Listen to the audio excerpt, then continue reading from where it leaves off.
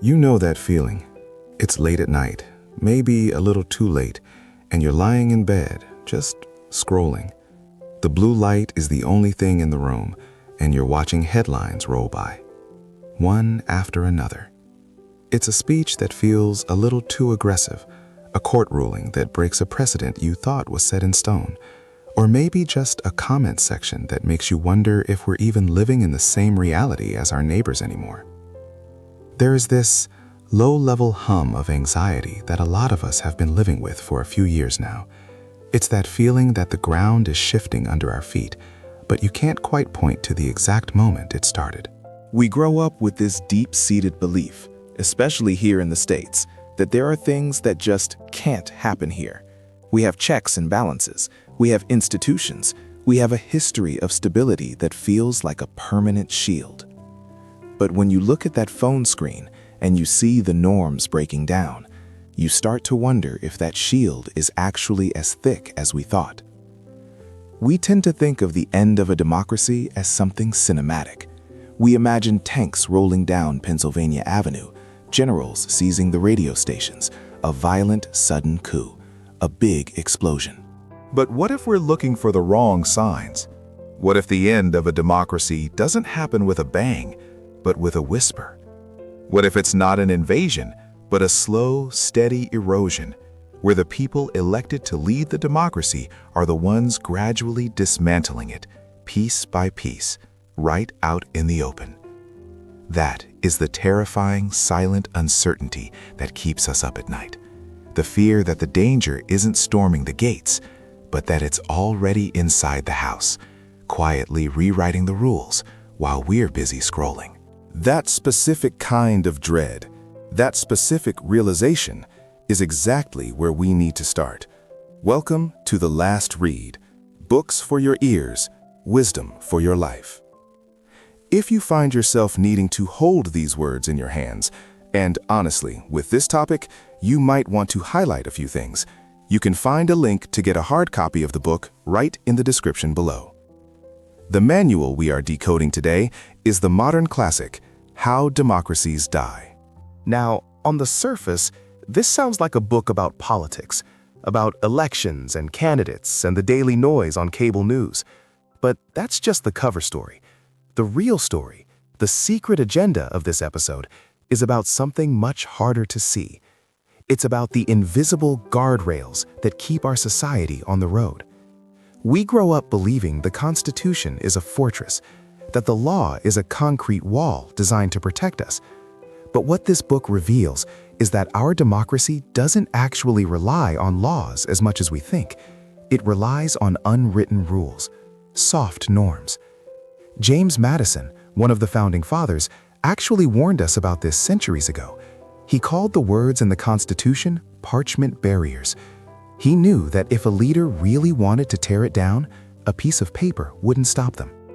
The real things keeping us safe, the actual things preventing a collapse, are those invisible guardrails, a gentleman's agreement that has held for centuries, but is now snapping apart, strand by strand. Most of us don't even know what these guardrails are, let alone how to fix them. So I need you to hit that subscribe button right now, because over the next few minutes, we are going to learn exactly what those invisible protections are and whether we still have time to repair them before the whole thing goes off the cliff.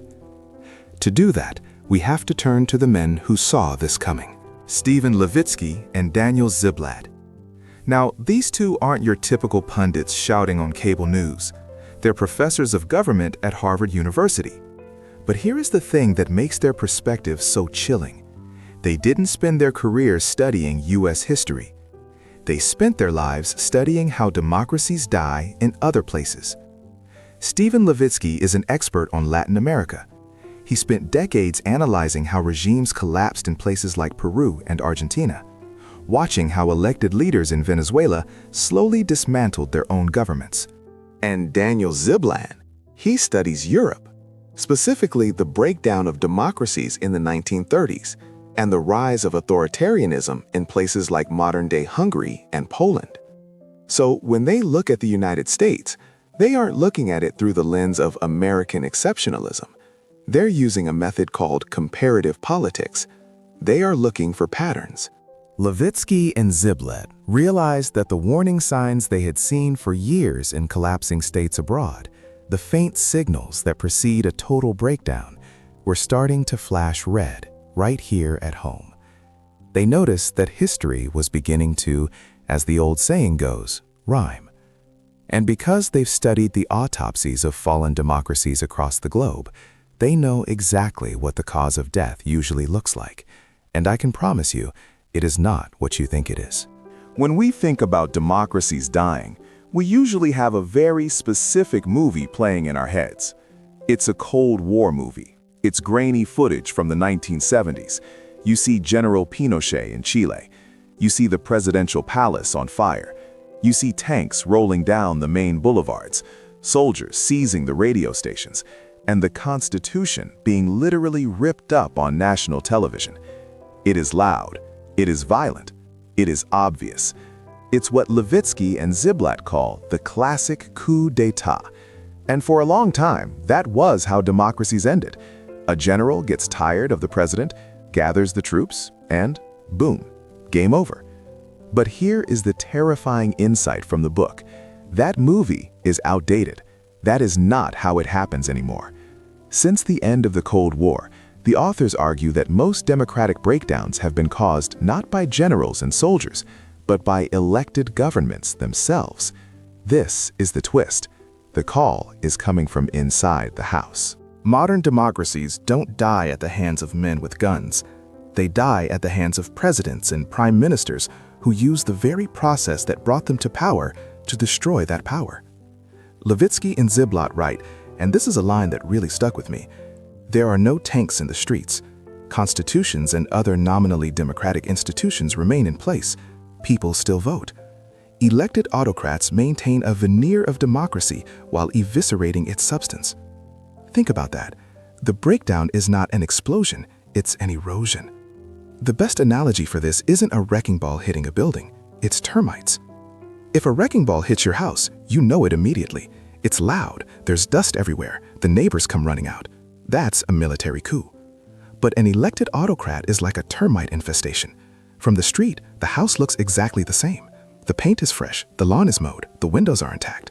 Everything looks normal. But inside the walls, the termites are slowly eating away at the studs and the beams. They are hollowing out the structure piece by piece. And the scary part? You don't realize anything is wrong until one day you lean against a wall and the whole thing collapses. This is what happened in Venezuela with Hugo Chavez. It's what happened in Hungary with Viktor Orban. They didn't cancel elections. They just made sure the elections didn't matter anymore. They didn't burn the Constitution. They just rewrote it. So, how do the termites do it? How do you hollow out a democracy while leaving the outside looking totally normal? Well, the authors identify a few specific strategies these leaders use, and the first one is perhaps the most critical. It's a strategy that involves taking the neutral guardians of democracy and turning them into players on your own team. Levitsky and Ziblatt call this capturing the referees, and if you're a sports fan, you know that if you own the ref, you don't need to break the rules to win, you just need to interpret them a little differently. Think about the institutions that are supposed to stay above the fray. The courts, the intelligence agencies, ethics boards, the tax authorities. In a healthy democracy, these are the referees. They don't wear jerseys, they just enforce the rules, regardless of who is playing. But imagine you're watching the Super Bowl. Only one team has quietly replaced the officiating crew with their own payroll staff. On the surface, the game looks normal. The players are lined up, the clock is running, the fans are cheering. But every time the opposing team makes a big play, a flag goes down. Holding, offsides, unnecessary roughness. Meanwhile, the team that owns the refs can tackle as hard as they want, maybe even break a few rules, and the whistles stay silent. The game hasn't been canceled, the scoreboard is still on, but the outcome has been rigged before the kickoff. Levitsky and Ziblatt argue that aspiring autocrats do exactly this, but with much higher stakes. They don't necessarily walk in and fire everyone on day one. It's more subtle. It's a slow, bureaucratic cleaning house. Maybe they fire a nonpartisan FBI director and replace them with a loyalist. Maybe they pack the courts with judges who owe them a favor. Maybe they weaponize the tax authority to audit their political rivals while ignoring their own friends. The authors describe this as turning these agencies into a shield and a sword. First, the shield. If you control the prosecutors and the courts, you can protect yourself. You can bury investigations into your own corruption. You become untouchable. Then, the sword. You use those same agencies to attack your opponents. And the brilliant, terrifying part, it looks legal. When an opponent gets arrested or investigated, the autocrat simply shrugs and says, "I'm just enforcing the law. We're tough on crime." Because the referee is the one making the call, it's incredibly hard for the public to prove it's cheating. It just looks like bad luck for the other team. By the time the citizens realize the game is fixed, it's usually too late. The institutions that were meant to check the leader's power have become the very tools they use to cement it. But here is the catch. Even if you have independent referees, the system only works if the players actually agree on one fundamental thing, that the other team has a right to be on the field. And that brings us to the first great guardrail of democracy. It's a concept that sounds simple, but it's actually the glue holding the whole experiment together. The authors call it mutual toleration. Mutual toleration. It sounds like a dry academic term, doesn't it? Something you'd hear in a marriage counseling session, which is actually the perfect place to start. Levitsky and Ziblatt argue that for a democracy to survive, opposing parties have to treat each other kind of like a divorced couple who still have to co-parent. Think about it. You might absolutely despise your ex. You might think they're irresponsible, annoying, and have terrible taste in movies. You might argue constantly about who gets the kids on Christmas. But, and this is the crucial part, you acknowledge their right to be a parent. You don't say they are not the father or the mother. You don't try to get them thrown in jail just because they returned the kids an hour late. You accept them as a legitimate, albeit frustrating, part of the family structure. That is mutual toleration. In a healthy democracy, this means accepting that your political rivals are legitimate opponents, not existential enemies. You accept that they have an equal right to exist, to compete for power, and, if they win, to govern. It means that when you lose an election, you don't scream fraud or accuse the other side of treason. You just accept that you lost. You say, "We'll get 'em next time," and you go home. You assume that your opponent, however misguided you think their policies are, is still a patriotic citizen who loves the country, just in a different way than you do. But the authors point out that this norm has been eroding in the US for decades, long before the current political climate. They trace it back to a shift in language, when politicians stopped calling their opponents misguided and started calling them criminals, traitors, or un-American. This is where the bad divorce turns into a war of the roses. When you start labeling your opponent as sick, anti-family, or a threat to the nation, you are stripping away their legitimacy. You are telling your supporters that the other side isn't just wrong, they are dangerous, they are an enemy of the state. And once you convince yourself that your opponent is an existential threat, that if they win, the country is literally over, well, then the rules of the game don't seem so important anymore, do they? If you believe you are fighting a monster, you can justify doing anything to stop them. You can justify breaking the rules, rigging the system, or locking them up, because survival trumps procedure. This is how the guardrails snap. Mutual toleration is the soft guardrail, the psychological one. It's the agreement that we are all on the same team, even if we're wearing different jerseys. But mutual toleration alone isn't enough. You can respect your opponent's right to exist, but still play the game so aggressively that you break the machinery of government. There is a second guardrail, one that is even more subtle, but perhaps even more critical. It's about self-restraint. It's the difference between doing what you can do legally and doing what you should do responsibly. To understand this one, we have to look at something unrelated to politics entirely: Driving a car through a school zone. Imagine you're driving through a school zone. The posted speed limit is 25 miles per hour. But it's 3 p.m. School just let out. There are kids everywhere, crowding the curb, chasing balls into the street, not paying attention. Now, technically, the law says you can drive 25. If you barrel through that crosswalk at 24 miles per hour, you are following the letter of the law. You aren't speeding. You can't be ticketed. But you are being reckless.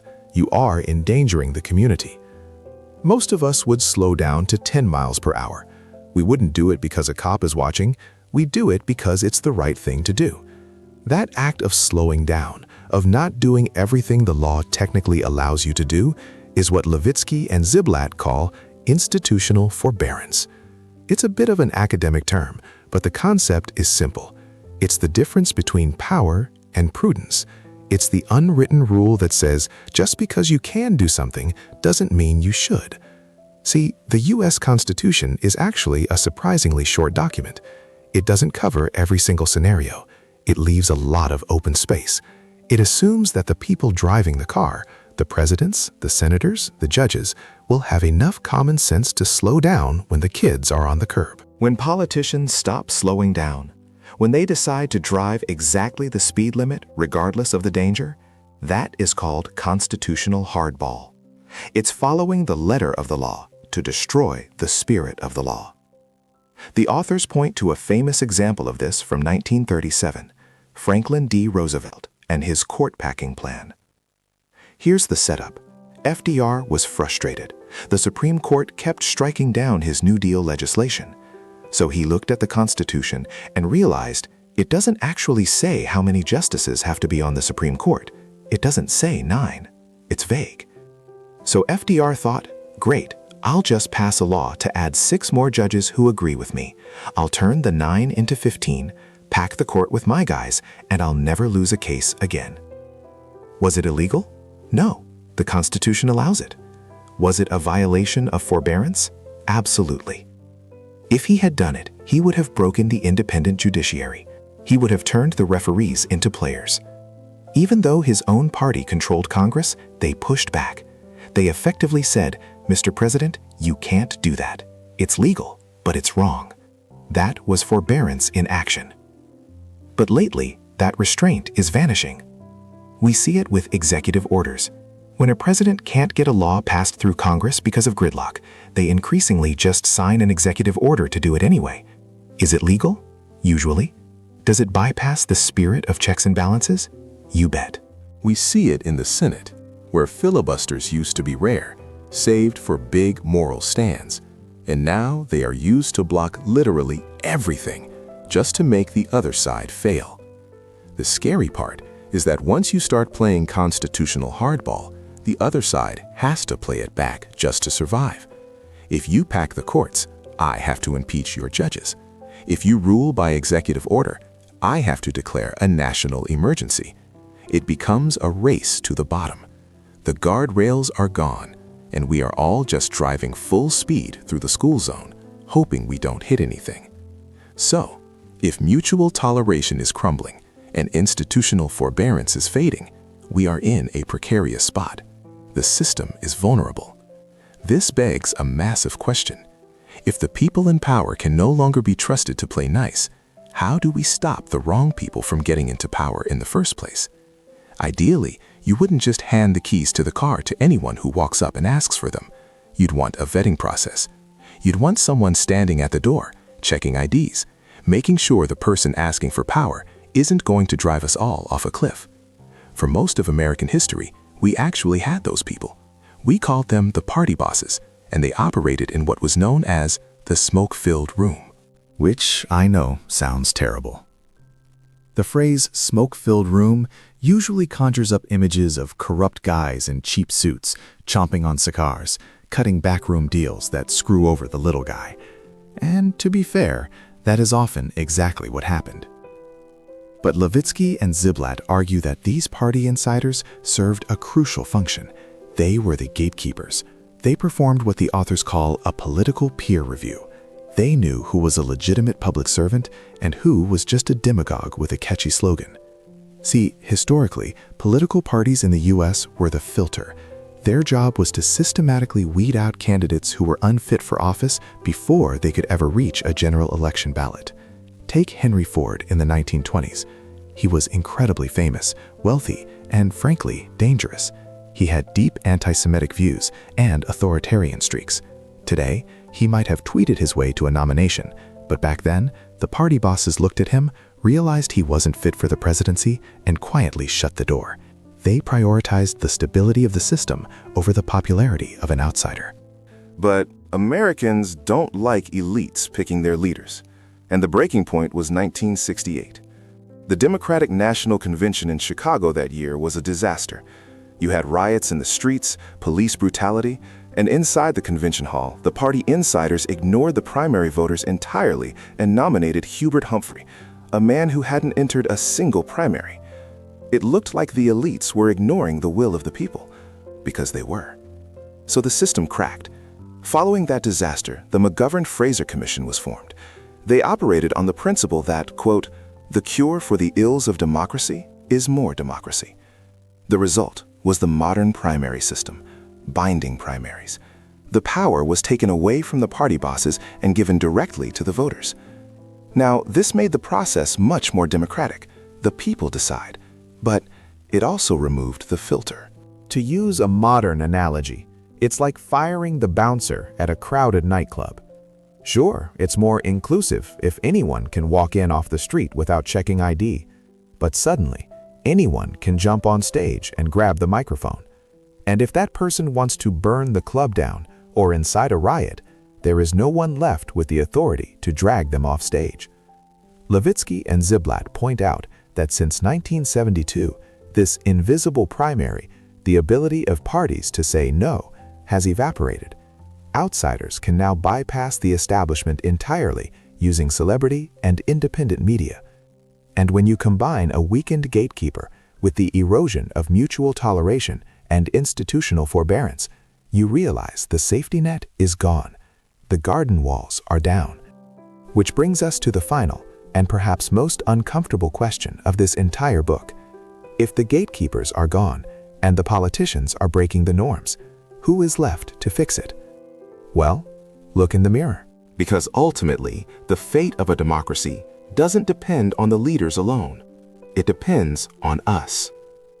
Levitsky and Ziblatt make it clear that we can't just wait for a savior to swoop in and fix the institutions. If the guardrails are broken, we have to be the ones to repair them.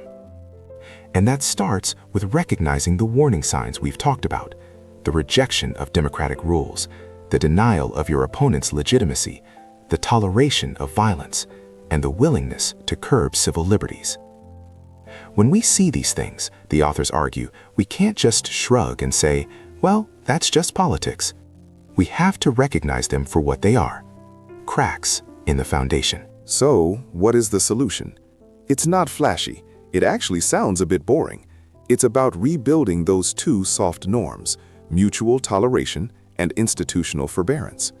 It means rewarding politicians who play by the rules, even if you disagree with their policies. It means punishing those who break the norms, even if, especially if, they are on your side.